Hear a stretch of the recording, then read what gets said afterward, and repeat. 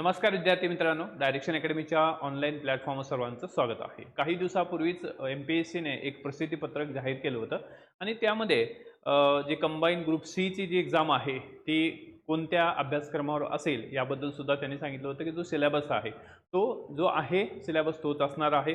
त्याचबरोबर परीक्षा जी आहे ते या ठिकाणी त्याची जी तारीख आहे किंवा जाहिरात जी आहे ती लवकरच पब्लिश केली जाणार आहे। त्यामुळे आपण सुद्धा तयारीत असणं गरजेचं आहे आणि नेमकीच कंबाईन ग्रुप बी ची एक्झाम झालेली आहे। तुमच्यापैकी अनेक विद्यार्थ्यांनी ती एक्झाम दिली असेल, काही जणांनी या ठिकाणी एक्झाम दिली नसेल किंवा ते फक्त कंबाईन ग्रुप सी साठी प्रिपेअर करत असतील। तर त्या सर्वांसाठीच आजचा हा व्हिडिओ अत्यंत महत्त्वाचा आहे, कारण या व्हिडिओच्या माध्यमातून नेमकं आपली स्ट्रॅटेजी काय असली पाहिजे। कारण आपण ग्रुप बी चा पेपर जो आहे तो पाहिलेला आहे, तो कशा पद्धतीने आला होता त्याला समोर ठेवून आपल्याला या ठिकाणी ग्रुप सी ची सुद्धा स्ट्रॅटेजी बनवावी लागणार आहे। परंतु असं नाही की ग्रुप सी चा पेपर टफ होता, लेंदी होता, तशाच प्रकारचा पेपर येईल असं नाही, परंतु आपण येणाऱ्या परीक्षेला त्या दृष्टिकोनातून पाहणं गरजेचं आहे। किंवा या कंबाईन बी च्या पेपरमध्ये ज्या विद्यार्थ्यांना कमी मार्क्स आहेत ओके, त्यांनी सुद्धा स्वतःची स्ट्रॅटेजी परत चेक करणं गरजेचं आहे, स्वतःची स्ट्रॅटेजी स्वतः बनवणं गरजेचं आहे।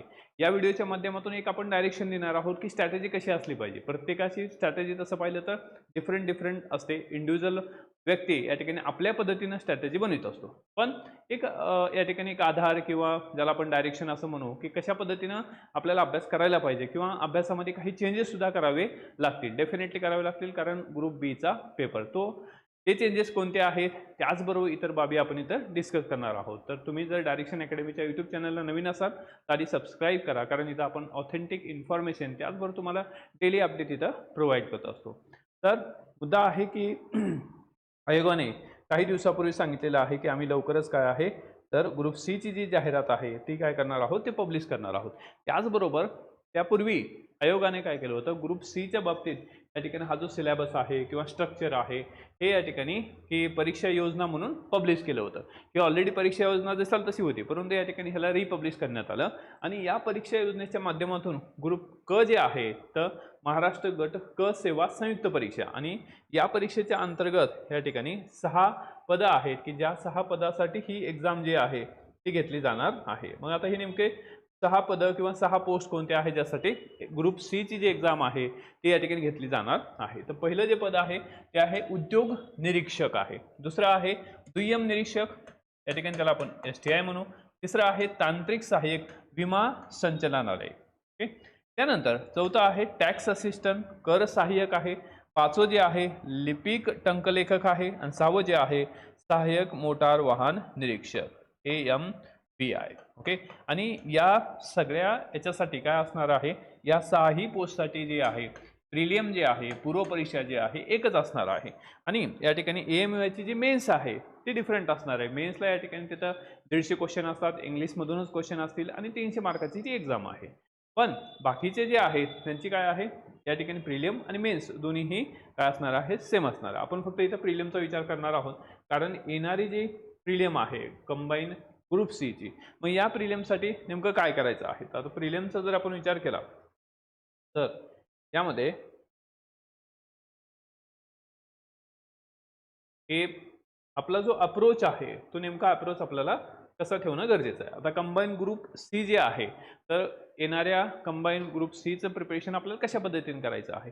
आता हे प्रिपरेशन करत असताना नेमकं या ठिकाणी कंबाईन ग्रुप बी चं जे पेपर झालेला आहे, जो रिसेंटली जो पेपर झालेला आहे तो पेपर जो आहे तो सुद्धा पाहणं गरजेचं आहे। म्हणजे ज्यांनी पेपर दिलेला आहे त्यांनी या ठिकाणी ठीक आहे किंवा की त्यांनी पेपर दिलेला आहे, परंतु त्यांनी सुद्धा या ठिकाणी आपला स्वतःचा जो पेपर आहे ठीक आहे तो पेपर जो आहे तो ओपन करून बघा ओके, आणि त्याचं जे ॲनालिसिस आहे ओके, या ठिकाणी कशाचं ॲनालिसिस आहे तर क्वेश्चनचं जे ॲनालिसिस आहे ते स्वतः करा ओके। क्वेश्चनचं ॲनालिसिस म्हणजे कुठून आलेलं आहे ह्याचं ॲनालिसिस करण्यापेक्षा काय आहे आधी बेसिक ॲनालिसिस करा की या ठिकाणी हे जे क्वेश्चन आहेत युजली क्वेश्चन जे आहेत पॉलिटी किती आहेत बरोबर, तर ते स्टेबल आहेत, पण यामध्ये पॉलिटीला जर आपल्याला 15 क्वेश्चन असतील तर या 15 पैकी मला किती आले ओके, माझे किती बरोबर आले किंवा या ठिकाणी 15 पैकी माझे 10 बरोबर आले, 14 बरोबर आले, तर एक रॉंग झाला, हा कोणता क्वेश्चन रॉंग झाला।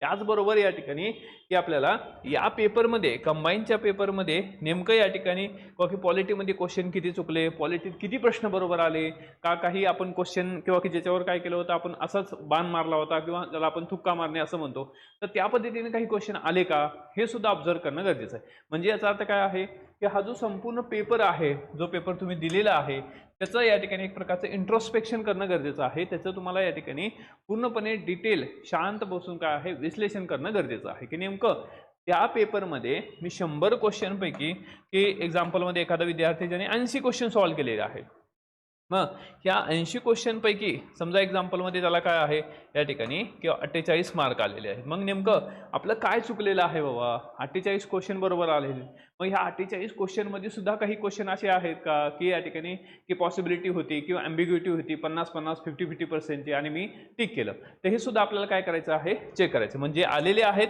त्याला सुद्धा काय करायचं क्रॉस चेकिंग करायचं आहे. आणि जे चुकलेले आहेत बरोबर, तर या ठिकाणी जे रॉंग झालेले आहेत ते प्रत्येक क्वेश्चन बघायचं आहे की माझा क्वेश्चन का चुकला, वाय. जर आणि त्या चुकलेल्या क्वेश्चनचा सोर्स शोधा. तुम्ही जे अभ्यास करत असता, जे पुस्तकं तुम्ही फॉलो करताय, ज्या नोट्स तुम्ही फॉलो करताय त्याच्यामध्ये पहा की त्यामध्ये तो कंटेंट आहे का. तर यामुळे काय होणार आहे की तुम्हाला या ठिकाणी की तुमच्या झालेल्या ज्या चुका आहेत ते कशामुळे झालेल्या आहेत, त्या तुम्ही या ठिकाणी वाचनामुळे झालेल्या आहेत किंवा या ठिकाणी त्या प्रेशरमुळे झालेल्या आहेत किंवा गडबडीत आपण वाचले किंवा समजून न घेता फक्त पाठच करतोय यामुळे झालेलं आहे. तर या सगळ्या बाबी ज्या आहेत ते आपल्याला क्लिअर होणार आहेत. जोपर्यंत तुम्ही झालेला पेपर समोर ठेवून या ठिकाणी त्याचं विश्लेषण ॲनालिसिस स्वतः करणार नाही तोपर्यंत या ठिकाणी या व्हिडिओला पण अर्थ नाही किंवा या ठिकाणी कोणीही तुम्हाला काही जरी सांगितलं व्हिडिओच्या माध्यमातून तरी सुद्धा काही अर्थ राहणार नाही. मग त्यामुळं तुम्हाला तुमची प्लॅनिंग बनवता येणार आहे. तुम्हाला तुमच्या प्लॅनिंगसाठी तो पेपर पहा. ओके. आणि ज्यांनी पेपर दिला नाही त्यांनी सुद्धा पेपर पाहायचा आहे. आता त्यांनी चुकी बरोबर पाहायचं नाही, परंतु पेपर कसा होता. आता कंबाईन ग्रुप बीच्या बाबतीत जर आपण बघितलं तर बीचा जो पेपर आहे हा पेपर या ठिकाणी की आतापर्यंतच्या पेपरपेक्षा या ठिकाणी हा डिफिकल्ट लेवलचा होता बरोबर. तो त्यामध्ये कुठल्याही प्रकारचं या ठिकाणी आपल्याला काय म्हणता येणार नाही किंवा की ॲम्बिग्युटी नाही की पेपर जो आहे ओके कंबाईन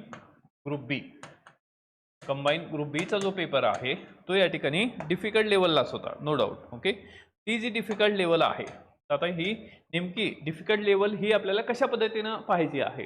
तर पहिले या ठिकाणी काय करायचं आहे की जसं पॉलिटी आहे, पहिले या ठिकाणी आपण विचार करू की हिस्ट्री जे आहे ह्याच्यामधलं या ठिकाणी जे अवघड सब्जेक्ट होते किंवा या ठिकाणी जे लेंदी सब्जेक्ट होते ते कोणते होते. आता हिस्ट्री आहे 10 क्वेश्चन बरोबर. आता इतिहासामधले जे क्वेश्चन आहेत ना हे थोडे ॲप्लिकेशन बेस असल्यासारखे होते किंवा या ठिकाणी थोडे कन्सेप्च्युअल अंडरस्टँडिंगवाले क्वेश्चन आहेत बरोबर. आणि क्वेश्चन हे लेंदी होते. त्यामुळे काय आहे की तुमच्याकडं किंवा की ते क्वेश्चन वाचण्यासाठी पहिली गोष्ट काय आहे तुमची स्पीड चांगली असायला पाहिजे. ठीक आहे. म्हणजे हा जो पेपर आहे हा पेपर या ठिकाणी हे जे 100 क्वेश्चन आहेत अनेक विद्यार्थ्यांचे 100 क्वेश्चन सुद्धा या ठिकाणी काय झालेलं नाही वाचन झालं नाही किंवा रीड करणं झालेलं नाही. रिझन काय आहे द स्पीड. त्यामुळं स्पीड जी आहे आपल्या वाचनाची स्पीड असली पाहिजे. वाचनाच्या स्पीड बरोबर आपली आकलन क्षमता सुद्धा असणं गरजेचे आहे. मग यामध्ये या ठिकाणी हा इतिहासचा भाग आहे की इतिहास जो आहे काय होतं किंवा आपल्याला क्वेश्चन हे मोठे होते. त्यानंतर दुसरी भाग जो आहे ते या ठिकाणी काय आहे मॅथ रिजनिंग आहे. आता मॅथ रिजनिंगला 20 क्वेश्चन असतात आणि हे 20 पैकी की जर आपण ह्याचे रिजनिंगचे क्वेश्चन बघितले तर रिजनिंगचे क्वेश्चन हे खूप लॉंग होते. आता हे लॉंग क्वेश्चन जरी असले तर त्याचं उत्तर सोपं असतं परंतु आपल्याला ते वाचायला टाइम लागतो. ठीक आहे. म्हणजे 20 पैकी 20 क्वेश्चन हे इम्पॉसिबल आहे की कोणाला येतील. ठीक आहे. प्रोबेबली या ठिकाणी 12-15 पर्यंत क्वेश्चन जे आहेत ते येऊ शकतात. ठीक आहे. तर या ठिकाणी मॅथ सुद्धा तशा प्रकारचं होतं. आणि सगळ्यात थर्ड जो आहे जो या ठिकाणी जरा किलर फॅक्टर आपण म्हणू ते म्हणजे current affairs. Usually current affairs जे आहे ते 1 वर्षाचं येत असतं आणि पॉसिबिलिटी काय आहे की आपण 1 वर्षाचं करंट अफेअर्स करत असतो. पण यांनी जे विचारलेलं करंट अफेअर्स आहे ते 2-3 वर्षापूर्वीचं करंट अफेअर्स आहे. त्यामुळं त्या ठिकाणी सुद्धा अंदाज लावणं हे थोडं कठीण गेलं. त्यामुळं काय करायचं आहे की या पेपरमध्ये जो इकॉनॉमिक्स आहे किंवा पॉलिटी हा भाग आहे किंवा सायन्स भाग आहे तर यामधून या ठिकाणी डेफिनेटली काय आहे आपल्याला मार्क कव्हर करता येत होते. ठीक आहे. मग ते प्रश्न कशा प्रकारचे आहेत या 3 सेक्शनमधले प्रश्न कसे आहेत कारण तुम्हाला तुमचे पॉझिटिव्ह पॉईंट्स माहीत असणं गरजेचं आहे किंवा या परीक्षेमध्ये आपल्याला प्रिलियम आहे, इथं या ठिकाणी तुम्हाला काही मेरिटमध्ये नाही यायचं, तुम्हाला या ठिकाणी पास व्हायचं आहे. मग स्वतःची पास होण्याची जी स्ट्रॅटजी आहे, रिझल्टची स्ट्रॅटजी, ती तुम्हाला बनवावी लागणार आहे. त्यामुळं तुम्हाला या ठिकाणी या 3 सब्जेक्टवर काय आहे, कमांड आणावीच लागणार आहे. त्याच्यात कुठल्याही प्रकारचा एक्सक्यूज नाही. ओके, म्हणजे हे जर 3 सब्जेक्ट स्ट्रॉंग झाले तर या ठिकाणी काय आहे की आपला स्कोर वाढतो आणि या ठिकाणी त्याला हे आपल्याला ॲडिशन करण्यासाठी हे सब्जेक्ट आपल्याला लागतं. जसं हिस्ट्री आहे, मॅथ रिजनिंग आहे, सायन्स आहे, ओके, करंट अफेअर्स आहे, हे 3. त्यामुळं आपली स्ट्रॅटजी बनवत असताना आयोगाचा आत्ताचा झालेला पेपर व्यवस्थित पहा. ओके, त्याची आन्सर की पण आलेली आहे ते सुद्धा पहा. आता ते पाहिल्यानंतर आपल्याला या ठिकाणी आपली जी एक्झाम आहे हे साधारण आपल्याला 3 महिन्याचा मे बी टाईम मिळू शकतो. म्हणजे ही याची जी जाहिरात आहे ही आठवड्यात पण येऊ शकते किंवा 15 दिवसांनी सुद्धा येऊ शकते. ठीक आहे, पण मॅक्सिमम काय आहे की आपल्याला 3 महिने मिळू शकतात. कारण जाहिरात आल्यानंतर आपल्याला साधारण 1 ते 1.5 महिना काय आहे फॉर्मच्या फिलिंगसाठी दिलं जातं, फॉर्म भरण्यासाठी, आणि त्यानंतर आपली एक्झाम साधारण 1 महिन्यानंतर होऊ शकते. म्हणजे आपण मॅक्सिमम बघू की आपल्याकडं 3 महिन्याचा कालावधी आहे. म्हणजे आपल्याकडे आहेत 90 डेज. मग आता ह्या 90 दिवसामध्ये तुम्हाला नेमकं नियोजन कसं करायचं, कशावर फोकस करायचं आहे, तर हा फोकस किंवा नियोजन करायच्या अगोदर जसं आपण पाहिलं की ग्रुप बीचा जो पेपर आहे तो तुम्ही पाहणं गरजेचंच आहे. जो दिला असेल तर या ठिकाणी वेल अँड गुड आहे, नसेल दिला तरी सुद्धा पाहणं गरजेचं आहे. ठीक आहे, आता यामध्ये पुढचा महत्त्वाचा मुद्दा आहे की तुम्हाला काय करायचे आहेत की सब्जेक्ट टार्गेट करायचे आहेत आणि असे सब्जेक्ट टार्गेट करायचे आहे की ज्यामधून आपल्याला डेफिनेटली चांगला अभ्यास केल्यानंतर मार्क येतातच. बरोबर, ज्या सब्जेक्टमध्ये आपल्याला कन्सेप्च्युअल क्लॅरिटी लागते असे सब्जेक्ट जे आहेत आणि सोपे आहेत, समजायला सुद्धा सोपे आहेत आणि एकदा जर समजलं तर या ठिकाणी डेफिनेटली काय आहे की आपल्याला त्याचं उत्तर काढता येतं. तो सब्जेक्ट म्हणजे काय आहे, पॉलिटी, जो सगळ्यांचा स्ट्रॉंग असतो. त्यामुळे आपला सुद्धा स्ट्रॉंग असणं गरजेचं आहे. इकॉनॉमिक्स या ठिकाणी बऱ्याच मुलांचा स्ट्रॉंग असतो, हे म्हणजे कन्सेप्च्युअली स्ट्रॉंग असतो. आपला सुद्धा कन्सेप्च्युअली स्ट्रॉंग असणं गरजेचं आहे. नो डाऊट त्यामध्ये जे काही फॅक्ट्स आहेत, म्हणजे जर इकॉनॉमिक्स सर्वे 1 वर्षापूर्वीचा विचारला, 2 वर्षापूर्वीचा विचारला, तर फॅक्ट्स जे आहेत अशा फॅक्ट जर विचारल्या तर या ठिकाणी ठीक आहे की आपल्याला 15 क्वेश्चनपैकी 2 ते 3 फॅक्ट्स ज्या अननोन आहेत किंवा या ठिकाणी ते आपण कधीच वाचले नाही तर सोडून द्या. म्हणजे 15 पैकी आपल्याला 11-12 मार्क तर डेफिनेटली येतात जर आपली कन्सेप्च्युअल क्लॅरिटी झाली, आपल्याला इकॉनॉमिक्स समजलं, आपल्याला पॉलिटी समजलं. कारण काय आहे या ठिकाणी आपल्याला पॉलिटी जी आहे ही 15 क्वेश्चन आहे, इकॉनॉमिक्स आपल्याला 15 क्वेश्चन आहेत आणि सायन्स सुद्धा आपल्याला 15 क्वेश्चन आहे. आणि सायन्ससाठी काय करायचं आहे आपल्याला 15 पैकी 15 ती आपली या ठिकाणी जिद्द नाही, परंतु आपल्याला 15 पैकी ॲटलिस्ट 10 ते 12 मार्क आले पाहिजे. मग ते 10 मार्क 12 मार्कासाठी काय आहे, सगळ्यात बेस्ट सोर्स आहे, सगळ्यात ऑथेंटिक सोर्स म्हणजे काय बघा की या ठिकाणी की 6वी पासून ते 10वी पर्यंतचे पुस्तक. ओके, 6वी ते 10वीचे पुस्तक जर प्रॉपर वाचले ना, अजून तुमच्याकडे टाइम गेलेला नाही, अजून टाइम गेलेला नाही, प्रॉपर व्यवस्थित बेसिक पुस्तक केले ना, तो कोणाचंही XYZचं पुस्तक वाचायची गरज पडणार नाही. ओके, आणि जे काय आयोगाला विचारायचं आहे ते या ठिकाणी त्या पुस्तकातून येईल. जर त्या पुस्तकातून आलं नसेल तर या ठिकाणी कोणालाही येणार नाही. ठीक आहे, त्यामुळं आपल्याला या ठिकाणी टार्गेट कसं असतं बघा की रियालिटी बेस्ड किंवा रिअलिस्टिक टार्गेट असणं गरजेचं आहे. नेमकं सोर्सेस जे आहे ते ऑथेंटिक असले पाहिजे. लिमिटेड सोर्समधून आपल्याला मल्टिपल रिव्हिजन, त्याचबरोबर आपले अंडरस्टँडिंग जे आहे, आपली समज जी आहे ती डेव्हलप होणं गरजेचं आहे आणि ती समज जी आहे ते या ठिकाणी बेसिक पुस्तकातूनच होणार आहे. त्यामुळं सायन्ससाठी आपण सुरुवातीपासून सांगत असतो की सायन्ससाठी बेस्ट सोर्स जो आहे तो वन ऑफ द म्हणण्यापेक्षा या ठिकाणी वन अँड ओनली जो सोर्स आहे तो म्हणजे बेसिक पुस्तकं. ठीक आहे, आणि त्याला ॲडव्हान्समध्ये खूपच वाचायचं आहे त्यांना या ठिकाणी प्लस काय करू शकतात, 9वी-10वीचं NCERT वाचू शकतात. ठीक आहे, तर या ठिकाणी हे जे 3 सब्जेक्ट आहे हे आपल्याला काय करायचं आहे, याच्यासाठी या 3 सब्जेक्टसाठी की आपल्याला प्लॅनिंगमध्ये काय करायचं आहे की जसं एक्झाम्पलमध्ये आपण असं म्हणू की आपल्याकडं 90 डेज आहे. बरोबर, एक्झाम्पलमध्ये 90 डेज आहेत. मग या 90 डेजमध्ये आपल्याला पहिले 10 दिवस जे आहे पॉलिटी, 10 दिवस इकॉनॉमिक्स आणि पहिले 10 दिवस जे आहे हे सायन्स करायचं आहे. बरोबर, असे 30 डेज होतात. आता एखादा विद्यार्थी जो आहे त्याला या ठिकाणी एकच सब्जेक्ट 10 दिवस वाचायला बोर होत असेल तर तो 2 सब्जेक्ट करू शकतो. बरोबर, 5 दिवस या ठिकाणी हा सब्जेक्ट 5 दिवस तो किंवा पॅरलल सुद्धा या ठिकाणी करू शकतो की हाफ डे या ठिकाणी याला द्यायचा आहे, हाफ डे याला द्यायचा आहे. पण या विषयाचा अभ्यास करत असताना आपल्याला डेली प्रॅक्टिस काही करायची आहे. डेली प्रॅक्टिसमध्ये काय करायचं, आपल्याला मॅथ अँड रिजनिंगसाठी आपल्याला टाइम द्यायचाच आहे. मॅथ अँड रिजनिंगसाठी तुम्हाला 2 तास कंपल्सरी द्यायचे आहेत आणि करंट अफेअर्ससाठी 1 तास. ओके, मॅथ रिजनिंगसाठी 2 तास, करंट अफेअर्ससाठी 1 तास. त्याचबरोबर या ठिकाणी आपल्याला प्लस 1 तास जो आहे 1 आवर जो आहे तो आपल्याला PYQ सेशनला द्यायचा आहे. PYQ दररोज PYQ बघायचे आहेत. म्हणजे आतापर्यंत आलेले विविध जे काही एक्झाम आहे त्या सगळ्यांचं प्रश्नसंच असलेला मार्केटमध्ये कोणाचाही प्रश्नसंच घ्या आणि दररोज आपल्याला काय करायचं आहे तो ठोकळा जो आहे तो वाचायचा आहे आणि त्यामध्ये कधीही टिक करायचं नाही कारण आपल्याला की ते रिवाईज करायचं आहे. त्यामुळे दररोज टाइम लावून या ठिकाणी काय आहे की आपल्याला PYQ वाचायचे आणि ते पण PYQ कसे वाचायचे. समजा एक्झाम्पलमध्ये तुम्ही इकॉनॉमिक्स वाचताय तर मग इकॉनॉमिक्समध्ये आज जो चॅप्टर आपण कव्हर केलेला आहे ओके त्या चॅप्टरचेच आपल्याला काय करायचं आहे PYQ कव्हर करायचं आणि एखाद्या PYQ मध्ये आपल्याला एक्स्ट्रा माहिती मिळाली जे आपल्या सोर्सेसमध्ये नाही जे तुम्ही सोर्सेस वापरतात त्या सोर्सेसमध्ये नसेल तर त्या सोर्समध्ये काय करायचं आहे आपल्याला ॲडिशन करायचं आहे ती एखादी कन्सेप्ट किंवा एखादी फॅक्ट ओके. यामुळं काय होणार आहे की तुमचा अप्रोच जो आहे म्हणजे आयोगाचा अप्रोच जसा आहे तसा अप्रोच जो आहे तो ऑटोमॅटिक डेव्हलप होणार आहे या PYQच्या माध्यमातून. आणि एक डोक्यामध्ये लक्षात ठेवा की सगळेच काय PYQ जशाल तसे येतील असं बिलकुलच नाही ओके. जसं आपण आता पाहिलं की या ठिकाणी PYQचं रिफ्लेक्शन जे आहे त्या प्रमाणात नव्हतं पण PYQ जे आहेत एक प्रकारचं आयोगाचे प्रश्न आहेत आणि जर आपण आयोगाचेच प्रश्न जर पाहिले नाहीत तर काय होतं की आपल्याला या ठिकाणी एक प्रकारचं मिसगाईड आपण होतो. एक चांगला मार्ग किंवा या ठिकाणी एक चांगला गाईड किंवा या ठिकाणी चांगलं डायरेक्शन मिळण्यासाठी काय आहे आपल्याला PYQ पाहणं गरजेचं आहे मस्टच आहे ठीक आहे. तर दररोज मॅथ रिजनिंग 2 तास 1 तास करंट अफेअर्स आहे आणि या ठिकाणी PYQ काय आहे तर आपल्याला 1 तास म्हणजे अशा प्रकारचं 4 तास हे सेशन असणार आहे आणि या ठिकाणी इतर जे 5 ते 6 तास जे असतील तर आपल्याला या ठिकाणी सब्जेक्ट ओरिएंटेशनमध्ये जायचं आहे बरोबर. म्हणजे साधारण तुम्हाला 10 ते 12 तास जो आहे तो अभ्यास करावाच लागणार आहे ठीक आहे. तर आणि आता जसं की तुम्ही या ठिकाणी रिसेंटली जर कंबाईन बीची एक्झाम दिली असेल तर तुमचा ऑलरेडी अभ्यास झालेला आहे आणि तुम्ही रिव्हिजन मोडमध्ये आहात तर तुम्हाला या ठिकाणी रिव्हिजन करायचं आहे आणि रिव्हिजन करत असताना नेमकं आपलं चुकतंय काय ओके. तर नेमकं चुकतंय काय ते समजून घ्या कारण तुम्ही मागच्या पेपरमध्ये झालेल्या चुका त्याला आपण सिली मिस्टेक्स म्हणतो. म्हणजे आपल्याला या ठिकाणी की उत्तर माहीत होतं ए परंतु आपण बी केलं ह्याला आपण सिली मिस्टेक म्हणतो किंवा बाहेर आल्याला आपल्याला समजतं की अरे त्याचं उत्तर ए होतं मी बी केलं ओके. ह्या ज्या आहेत ह्याला आपल्याला टाळता येणं गरजेचं. मग ह्यासाठी काय आहे तर टेस्ट सिरीज लावा कोणाचीही टेस्ट सिरीज लावा आपली सुद्धा टेस्ट सिरीज असते पण तो टेस्ट सिरीज जी आहे की ज्याचे प्रश्न थोडे हार्ड आहेत किंवा अवघड आहेत अशा प्रकारचे पेपर्स लावा आणि त्यामध्ये मार्क कमी आले तरी चालेल परंतु प्रॅक्टिस की नेमकं आपण पेपर कसं सोडतोय पेपरमध्ये या ठिकाणी आपल्याला प्रेशर जे आहे ते मेंटेन होतंय का आपल्याला पेपर पूर्ण वाचता येतोय का हे आपल्याला ऑब्झर्व करणं गरजेचं आहे ठीक आहे.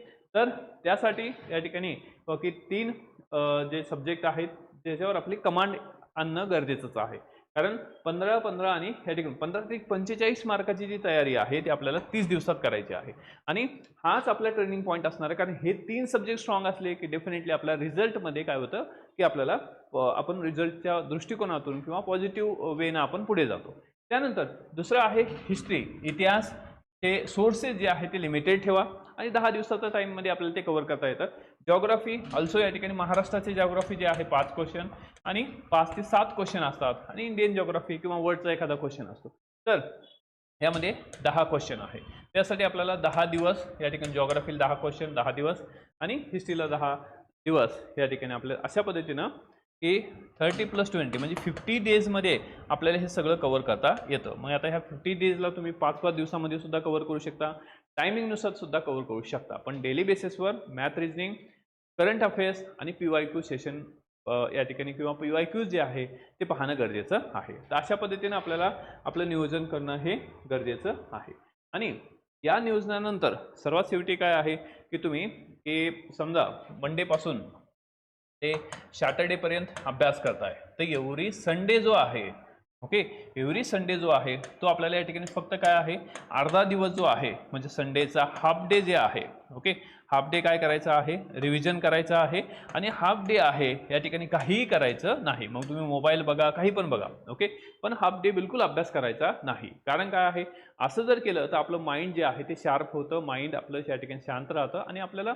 मंडेला परत काम करायचं आहे मंडेला परत अभ्यास करायचा आहे. त्यामुळं या ठिकाणी ॲटलिस्ट हाफ संडे जो आहे हे पूर्णपणे टाइमपासमध्ये जाऊ द्या तुम्हाला मोबाईल बघा पण या ठिकाणी वीकली जे आहे मंडेपासून सॅटर्डेपर्यंत असा अभ्यास करायचा की त्यामध्ये कुठल्याही प्रकारचा डिस्टर्बन्स नसलं पाहिजे डिस्ट्रॅक्शन नसलं पाहिजे सोशल मीडिया नाही नथिंग ओके. विशेषतः सोशल मीडियामध्ये की जे इंस्टाग्राम आहे किंवा या ठिकाणी ते डिलीट करा टेलिग्राम काही चॅनल जे महत्त्वाचे तुम्हाला वाटतात ते ठेवू शकतात आणि व्हॉट्सॲप तर परमनंटली डिलीट करून टाका. ओके, तर याच्यापासून जर दूर गेलं तर डेफिनेटली आपल्याकडे टाईम राहणार आहे. त्यामुळं आपला सोशल मीडिया जो आहे तो अवॉइड करायचा आणि वापरायचाच असेल तर संडेला तुम्ही काय आहे पूर्ण अर्धा दिवस जो आहे मूवीज पहा, सोशल मीडिया पहा, न्यूजपेपर, एनिथिंग. ओके, पण अभ्यास करायचा नाही.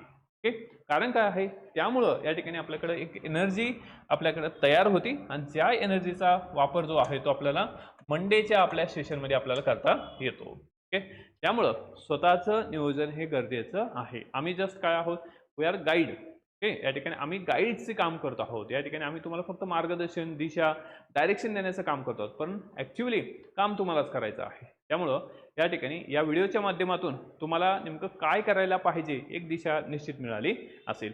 त्याचबरोबर तुम्हाला या ठिकाणी हे तुमची जी एक्झाम आहे ती एक्झाम या ठिकाणी अजून चांगल्या पद्धतीने आपल्याला मार्क्स वाढवण्यासाठी की आपल्याला या ठिकाणी एक विशेष अशी कंबाईन पूर्व परीक्षा गट क साठी आपण बॅच लॉन्च करत आहोत, विजेता बॅच. या विजेता बॅचच्या माध्यमातून संपूर्ण सिलेबस जो आहे तो कव्हर करणार आहोत. लाईव्ह प्लस रेकॉर्डेड असणार आहे. लाईव्ह 29 जून पासून दुपारी 1 वाजता हे लाईव्ह सेशन सुरू होणार आहे. डेमोसुद्धा असतील, डेमोसुद्धा पहा आणि संपूर्ण या ठिकाणी जे लेक्चर्स आहेत लाईव्ह आणि रेकॉर्डेड फॉर्ममध्ये आपल्याला उपलब्ध असणार आहेत. जर तुम्ही लाईव्ह जर प्रेझेंट नसाल तर या ठिकाणी रेकॉर्डेड फॉर्ममध्ये आपल्याला पाहता येतील आणि याची जी व्हॅलिडिटी आहे तो कुठपर्यंत आहे, अप टू एक्झाम. ओके, त्या ठिकाणी एक्झामपर्यंत हिची जी व्हॅलिडिटी असणार आहे ग्रुप क च्या एक्झामसाठी. आणि फी जी आहे तर या ठिकाणी काही दिवसासाठी आपण सवलत फी जी आहे ते या ठिकाणी 599 रुपये इथं ठेवलेली आहे आणि रेग्युलर फी जी आहे 2999 आहे, परंतु सध्या 599 रुपये इथं फी ठेवलेली आहे. यामध्ये संपूर्ण लेक्चर्स लाईव्ह प्लस रेकॉर्डेड फॉर्ममध्ये टेस्ट सिरीज असणार आहे. त्याचबरोबर तुम्हाला नोट्ससुद्धा प्रोव्हाइड केले जातील आणि PYQचे सेशनसुद्धा इथं घेतले जाणार आहेत. अशी दर्जेदार जी बॅच आहे ते या ठिकाणी ऑनलाईन स्वरूपात आपण लॉन्च करत आहोत. 29 जूनला ह्याचं पहिलं सेशन असणार आहे. तर या ठिकाणी ही जी सवलत आहे ही फक्त काही दिवस सवलत असणार आहे. त्यामुळं लवकरात लवकर आपल्याला या ठिकाणी या बॅचला जॉईन करायचं आहे, कारण खूप मोठी संधी जी आहे ती आपल्याला येणार आहे. कारण ज्याला बी मध्ये मार्क आहे त्यांनी सुद्धा या ठिकाणी ह्या बॅचसाठी एनरोल करायचं आहे. इव्हन या ठिकाणी ह्याचे डेमो लेक्चर सुद्धा तुम्हाला पाहता येणार आहे किंवा ऑलरेडी आपण काही सॅम्पल डेमो सुद्धा टाकलेले आहेत बॅचमध्ये, ते सुद्धा पहा. आणि तुमच्या मार्क्ससाठी, कारण आपण डायरेक्शन या ठिकाणी जे देत आहोत, direction for result only. Okay, तर रिझल्टसाठीच या ठिकाणी हे डायरेक्शन असणार आहे. त्यामुळे तुम्हाला PDF नोट्स मिळतील आणि सर्व प्रकारचा जो बॅकअप आहे ते इथं डेफिनेटली मिळणार आहे. आणि ही बॅच पूर्णपणे ऑनलाईन स्वरूपात आपल्या डायरेक्शन अकॅडमीच्या ॲपवर उपलब्ध असणार आहे. So let's join direction. Thank you, all the best and जय हिंद.